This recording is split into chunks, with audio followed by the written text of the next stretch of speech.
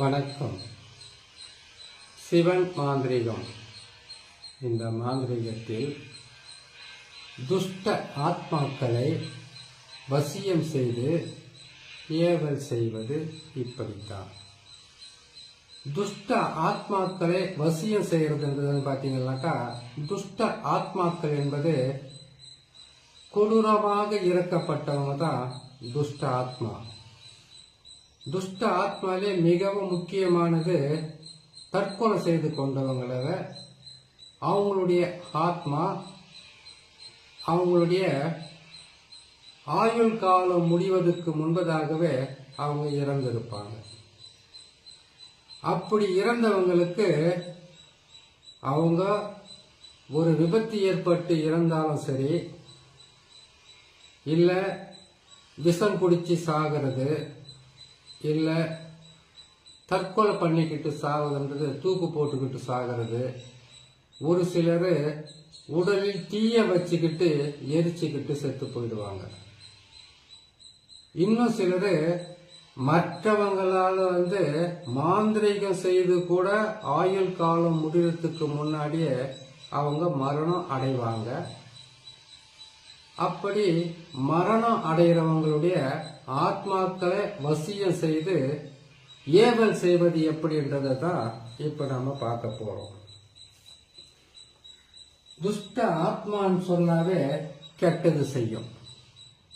இதே துஷ்ட ஆத்மாக்களை வசியம் செய்து அதை தவறான உறவுகளை வசியம் செய்யறதுக்கும் பயன்படுத்த முடியும்.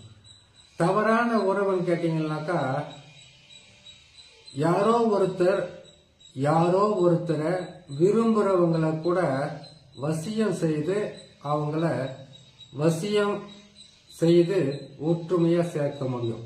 ஆனா இதை செய்யக்கூடாதுன்னு சொல்லிட்டு செய்யற மாதிரி ஏன் போடுறீங்கன்னு கேட்டீங்கன்னாக்கா, அஷ்ட கர்மம் என்று சொல்லக்கூடிய மாந்திரீகம் பார்த்தீங்கன்னாக்கா 8 வகை தான். ஆனா இதை பிரிச்சு ஒவ்வொரு வேலையா செய்து முடிக்கும் போது 108 வகைக்கு மேல போகும். ஏன் ஒவ்வொரு மாந்திரீகம் வசியத்துலன்னா ஒரே வசியமா இருக்கு.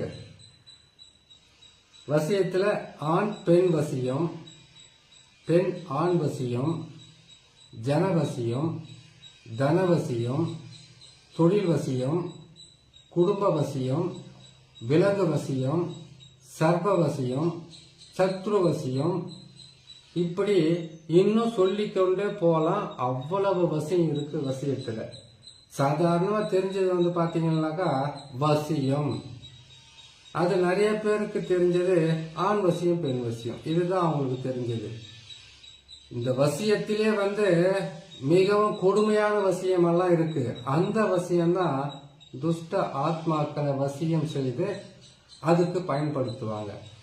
இப்போ இந்த துஷ்ட ஆத்மான்றது துர்மரணம் அடைந்தவங்கள இவங்களுடைய ஆசைகளுக்காக அவங்களுக்கு தேவையான பொருட்களையும் அவங்களுக்கு தேவையான ஆசைகளை நிறைவேற்றுறதுக்கு உண்டான மந்திரங்களும் சொல்லி அங்கிருந்து அவங்கள இவங்க வசியம் பண்ணிடுவாங்க. அந்த வசியத்தை செய்துட்டு அவங்களுடைய ஆசைகளையும் தேவைகளையும் இவங்க புரிஞ்சு வச்சுக்கிட்டு எப்படி புரிஞ்சுக்குவாங்க? இப்படி ஒரு கேள்வி வருது இல்லையா? எப்படி புரிஞ்சுக்குவாங்க கேட்டீங்கன்னாக்கா, ஒரு திருமணம் ஆகாத ஆணோ பெண்ணோ இல்ல திருமணம் ஆனவங்களா இருந்தால் கூட ஒரு வாயிலா ஜீவன் இருக்கு, ஆடு இருக்கு, மாடு இருக்கு, கால பைரவர் என்று சொல்லக்கூடிய நாய் கூட இருக்கு இல்லையா? இப்போ இதுங்களுக்கு என்ன கொடுத்தா நம்ம கிட்ட வசியமாகி நம்மளுடைய நம்ம போகும்போதும் வரும்போதும் நம்மளை பார்த்த உடனே அதுங்களுக்கு நம்ம மேல ஒரு அன்பு பாசம் இருக்கு இல்லையா? அந்த மாதிரி தான் துஷ்ட ஆத்மாக்களை கூட வசியம் செய்வாங்க. இந்த வசியங்களை செய்து அதுக்கு அவங்களுடைய கட்டுப்பாட்டுக்குள்ள கொண்டு அதுக்கப்புறமா ஒரு மனிதனுடைய உடை, அவங்களுடைய காலடி மண்ணு, அவங்களுடைய தலைமுடி, இதையெல்லாம் பயன்படுத்தி அந்த வீட்டில் ஏவி விடுவாங்க துஷ்ட ஆத்மாக்களை. துஷ்ட ஆத்மாக்களை ஏவி விட்டாவே குடும்பம் குடும்பமாக இருக்காது, குடும்பத்தில் நல்ல விஷயம் நடக்காது. இந்த துஷ்ட ஆத்மாக்கள் ஒரு வீட்டுக்குள்ள போன உடனே இது எப்படி செய்வாங்கன்னாக்கா, ஒரு துஷ்ட ஆத்மாவை வசியம் செய்யறாங்க. எப்படி வசியம் செய்வாங்க? மயான சாம்பலை எடுத்து தான், மயான சாம்பலை எடுத்து அதுக்கு தேவையான ஒரு மந்திரங்களையும் அதுக்கு தேவையான உரு மாந்திரிகெல்லாம் செய்து அதை வசியம் செய்து உருவ பொம்மையாக இருந்து அதை அடைச்சி வச்சுக்கிட்டு அதை பயன்படுத்துறாங்கன்னு வச்சுக்கோங்களேன். இதை பயன்படுத்தும் போது இந்த ஏவலாகப்பட்டது ஒருவருடைய மனசுக்குள்ள போய் பல வகையில கெடுதல் செய்யறதுக்கும் வழி பண்ணும், ஒரு குடும்பத்தையே ஆட்டி படைக்கிறதுக்கும் வழி பண்ணும். நல்லா இருந்த குடும்பத்தை, நல்லா இருந்த கணவன் மனைவிய, நல்லா இருந்த பல வகையான சொந்த பந்தங்களை பிரிக்கக்கூடியது தான் இந்த துஷ்ட ஆத்மாக்களை வசியம் செய்யுது. அது மட்டும் இல்லை, இந்த வீட்டுக்கு மேல பாத்தீங்கன்னாக்கா கல்லு விழுற மாதிரியும் சத்தம் இருக்கும். நல்லா தூங்கிட்டு இருப்பாங்க, வீட்டுல யாரும் இருக்க மாட்டாங்க, போன கூட இருக்காது. ஆனா ஒரு பாத்திரம் கீழே விழுற மாதிரியும், யாரோ ஒருத்தர் அந்த வீட்டுல வேலை செஞ்சுக்கிட்டு இருக்கிற மாதிரியும், நடமாடிக்கிட்டு இருக்கிற மாதிரியும், செவுத்துங்கள்ல தலையை போட்டு இடிச்சுக்கிற மாதிரியும், அது மட்டும் இல்லாம நம்ம படுத்து தூங்கிக்கிட்டு இருந்தாங்கன்னாக்கா திடீர்னு அவங்களுடைய உடம்பு உலுக்கி போடும். அவங்க மேல தவறான ஒரு எண்ணத்துல யார கை வைக்கிற மாதிரியும், முடிய பிடிச்சி இழுக்கிற மாதிரியும், கால் விரல்களை பிடிச்சி இழுக்கிற மாதிரியும், துணிகளை பிடிச்சி இழுக்கிற மாதிரியும் சில விஷயம் நடக்கும். அப்போ இந்த துஷ்ட ஆத்மாக்களை வசியம் செய்து அதை ஏவல் விட்டா தான் அப்படி வரும். சரி, துஷ்ட ஆத்மாக்களை வசியம் செய்து ஏவல் வர்றதுனால இவங்களுக்கு என்ன நன்மைன்னு கேட்டீங்கன்னாக்கா, எதிரிக்கு எதிரி மற்றவங்களுக்கு நண்பன்ற மாதிரி ஒன்று.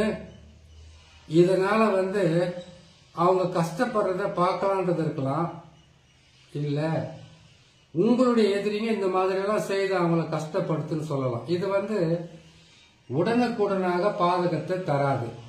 இந்த துஷ்ட ஆத்மாக்களை வசியம் செய்து ஏவல் வர்றது இது எப்படின்னு கேட்டீங்கன்னாக்கா, பொறுமையா கேட்கணும். ஆத்மாக்கள் என்றது கேட்டீங்கன்னாக்கா, அதுல உருவமாகவும் மாறும், உருவமே இல்லாத காற்று மாதிரியும் இருக்கும்.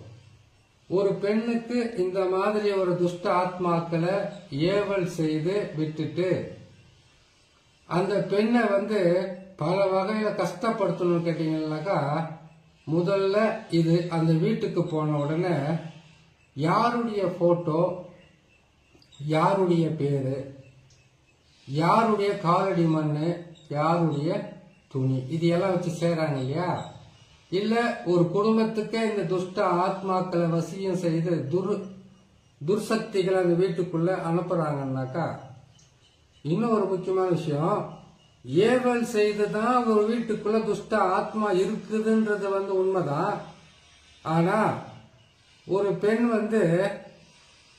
இந்த பெரிய மனுஷி ஆன காலத்துல முச்சந்தி வழியிலோ இல்ல மாதவிட ஆகக்கூடிய காலகட்டத்துல ஏதாச்சும் போகக்கூடாத இடம் பக்கம் போயிட்டு வந்தாங்கன்னாக்கா அது அவங்கள பற்றி கொள்ளும், இந்த மாதிரி தொல்லையும் கொடுக்கும். இதுக்கு இருச்சுன்னு சொல்லுவாங்க. அப்படி இல்லைன்னு கேட்டீங்கன்னாக்கா, நிறைய காட்டேரி இருக்கு, இருச்சி இருக்கு, அதுக்கப்புறம் எச்சினிகள் இருக்கு, எச்சர்கள் இருக்கிறாங்க, கிங்கர்கள் இருக்கிறாங்க, பௌஷர்கள் இருக்கிறாங்க. ஆத்மாக்களை பொறுத்த வரைக்கும் பூமியில இறந்த உடனே அது சொர்க்கலோகத்துக்கு போகணும்னா அது ஆயுள் காலம் முடிஞ்சிருந்து போனாதான் போன மாதிரி. ஒருவேளை ஆயுள் காலம் முடியல, அவங்க துர்மரணம் ஏற்பட்டிருக்குது, இல்ல அவங்க தற்கொலை பண்ணிக்கிட்டு இருக்காங்க, இல்ல யாராவது மாந்திரிகம் செய்து கொண்டு இருக்காங்க, அப்படியே இல்லைன்னு கேட்டீங்கன்னாக்கா எத்தனையோ வகையில மனிதனுக்கு மனிதன் பகையாக இருந்து அழிக்க முயற்சி செய்து அழிச்சிடுறாங்க இல்லையா? அவங்களுடைய ஆத்மாக்கள் அவங்களுக்கு அந்த ஆயுள் காலம் முடிகிற வரைக்கும் இந்த பூமியில தான் இருப்பாங்க. இதைத்தான் மாந்திரிகர்கள் வசியம் செய்து அவங்களுடைய வார்த்தைகளை கேட்டு அவங்களுக்கு கட்டுப்பட்டு நடக்கிற மாதிரி அவங்களை ஏவி விடுவாங்க. இந்த நிலையில் இருக்கும்போது இந்த துஷ்ட ஆத்மாக்கள் ஒரு வீட்டுக்குள்ள ஏவல் விட்டாலும் சரி, இல்ல நான் சொன்ன மாதிரி நிறைய பதிவில் சொல்லியிருப்பேன், ஆண் பெண் கலவை, ஆண் பெண் ஒன்று சேர்ந்து இருந்து குளிக்காம வெளியில போனாலும் ஆத்மாக்கள் வரும், அவங்கள பிடிச்சிக்கும். பெண்கள் மாதவிட ஆன காலத்துல வெளியில போனாலும் அப்படி ஒரு பாதகத்தை தரும். இல்ல இப்போ எங்கேயோ போய்கிட்டு வந்துகிட்டு இருக்காங்க, திடீர்னு அவங்க பெரிய மனுஷன் ஆயிட்டாங்க, மாதவிட ஆயிட்டாங்கன்னாக்கா, எதுக்காக இது சொல்றோம்னு கேட்டீங்கன்னாக்கா, நீங்க நல்லா பாருங்க, ஒரு பெண் பெரிய மனுஷியானா வீட்டை விட்டு வெளியில அனுப்ப மாட்டாங்க. மாத விளக்கானாக்கா அவங்கள வீட்டுக்குள்ள ஒரு பக்கம் விளக்கு மாதிரி துடப்பமோ, இன்னொரு பக்கம் அவங்களுக்கு உண்டான பாதுகாப்பான பொருளை போட்டு வைப்பாங்க. அவங்க வெளியில போக மாட்டாங்க, எந்த வேலையும் செய்ய மாட்டாங்க, வீட்டுல உக்காந்துக்கிட்டு இருப்பாங்க. இதெல்லாம் ஒரு 30 வருஷங்களுக்கு முன்னாடி 50 வருஷங்களுக்கு முன்னாடி நடந்துகிட்டு இருந்த ஒரு மிகப்பெரிய ஒரு சாங்கிய சம்பிரதாயம். இப்பெல்லாம் யாரும் அது செய்யறது இல்லை. ஏன்னு கேட்டீங்கன்னாக்கா, வேகமான உலகம், வேகமாக முன்னேறணுன்ற ஆசையோ இல்ல இவங்களுக்கு இருக்கக்கூடிய வேலையில கூட அப்படி போகலாம். அப்படி இருக்கும்போது இந்த ஆத்மாக்கள் முதலில் அவங்களுடைய சுவாசிக்கிற மூக்கு வழியா போயிடும் உள்ள. ஒரு பெண்ணா இருந்தா சுவாசிக்கிற அந்த காற்று வழியாக அவங்களுக்கு நேரா போயிட்டு கர்ப்பப்பையில உட்காரும். கர்ப்பப்பையில் போய் உட்கார்ந்த உடனே கருச்சிதைவு ஏற்படுறது, மாத கணக்குல அவங்களுக்கு மாதவிட ஆகிறது, மாசத்துல 2 நாள் ஆகிறது, இல்ல மாதவிடைய ஆகாம கடுமையான பிரச்சனைகளும் கஷ்டங்களும் கொடுக்கிறது, உடலில் வியாதிகளை வர்ற மாதிரி உருவாக்குறது. ஆள் வாத உடல் பூத உடல்னு சொல்லுவாங்க இல்லையா, ஒண்ணு நாளுக்கு நாள் உருகி கொண்டே போவாங்க. அப்படி இல்லைன்னு கேட்டாக்கா பூத உடல் மாதிரி பெருசா வீங்கிறதுக்கு ஆரம்பிச்சிடுவாங்க. அந்த தோலெல்லாம் பாத்தீங்கன்னாக்கா ஏற்கனவே இருந்த ஸ்கின் மாதிரி இருக்காது, அவங்களுக்கு தோல் மாதிரி இருக்காது, ஒரு வித்தியாசமான தோலா மாறுறதுக்கு ஆரம்பிக்கும். முகமெல்லாம் வலிக்க ஆரம்பிக்கும், கை காலெல்லாம் விட்டு போற மாதிரி வலிக்கும், ஜாயிண்ட்டுக்கு வலிக்கும். இது எல்லாமே பெண்களுக்கு. ஆண்களுக்கு அப்படியே தலைகீழா மாறும். எப்படி மாறும்னு கேட்டீங்கன்னாக்கா கொஞ்சம் இதுவா தான் இருக்கும், சொல்றது பொறுமையா கேட்டுக்குங்க. ஏன்னு கேட்டீங்கன்னாக்கா இருக்கிறத சொல்றது தான் நல்லதா இருக்கும். ஒரு ஆண் சுவாசிக்கும் போது அவங்களுடைய விந்து அணுக்கள்ல போய் அது சேர்ந்துடும். இதுக்கு மேல சொல்லக்கூடாது, சொன்னா அது தப்பாயிடும். விந்து அணுக்களில் போய் அது சேர்ந்த உடனே அவங்களுக்கு தூக்கத்துல அவங்களுக்கு சக்தி வெளியேறுது. அதுக்கப்புறம் கனவுல பெண்கள் மாதிரி இல்ல, இவங்களுடைய உடலில் அப்படி ஒரு ஆத்மா உட்காந்துக்கிட்டு பெண் கிட்ட பேசுற மாதிரியும் மற்றபடி கலவையில் இருக்கிற மாதிரியும் இவங்களுடைய உயிர் சக்திகளை பிரிக்கும். ஆனா அப்படி ஒரு பாதகம் ஆணுக்கு வந்துட்டாக்கா மனைவி மேல ஆசை இருக்காது, யாருக்கிட்டையும் பேச மாட்டாங்க, தனி மனுஷனா உட்காருவாங்க. வீட்டுல மனைவியோ பிள்ளைகளை கேட்டா எரிஞ்சு விடுவாங்க, ஒருத்தருக்கு ஒருத்தர் போவாங்க. ஒருத்தருக்கு திருமணமே ஆகாம கூட போகலாம், திருமணத்து மேல நாட்டம் இல்ல ஆசை இல்லாமல் போகலாம். அப்படி திருமணம் செய்யணும்னு கேட்டீங்கன்னாக்கா இந்த துஷ்ட ஆத்மாக்களை வசியம் பண்ணி ஏவல் விட்டுருக்காங்க இல்லையா, இல்ல நீங்க அந்த பக்கமா போனீங்க இல்லையா, அதனால ஏற்பட்டு இருக்கக்கூடிய பிரச்சனையை சரி செய்து உடம்ப குணப்படுத்தி அதுக்கப்புறம் நீங்க திருமணம் பண்ணிக்கலாம். பெண்களாக இருந்தால் கருச்சிதைவு ஏற்படும், பல வகையில் பிரச்சனை வரும், உடம்பு பல வகையில் தொல்லை கொடுக்கும், வியாதியின் பிரச்சனை வரும் சொல்லியா, அதை எடுத்து அதுக்கப்புறமா அவங்கள வேற ஏதாச்சும் திருமணம் செய்யறது, இல்ல புத்திர பாக்கியம் பெறது, இல்ல அந்த குடும்பத்தில் அவங்களுக்கு உண்டான நன்மைகளை சேர்த்துக்கு உண்டான வழியை செய்யலாம். துஷ்ட ஆத்மாக்களை வசியம் செய்து ஏவல் செய்தா இவ்வளவு பாதகமா இருக்கும். இன்னும் அதிகப்படியான பதிவு இருக்கு, ஒவ்வொரு பதிவை போற கேட்டு பயன்பெறுங்க. இன்னொரு நல்ல பதிவுல சந்திக்கிறேன்.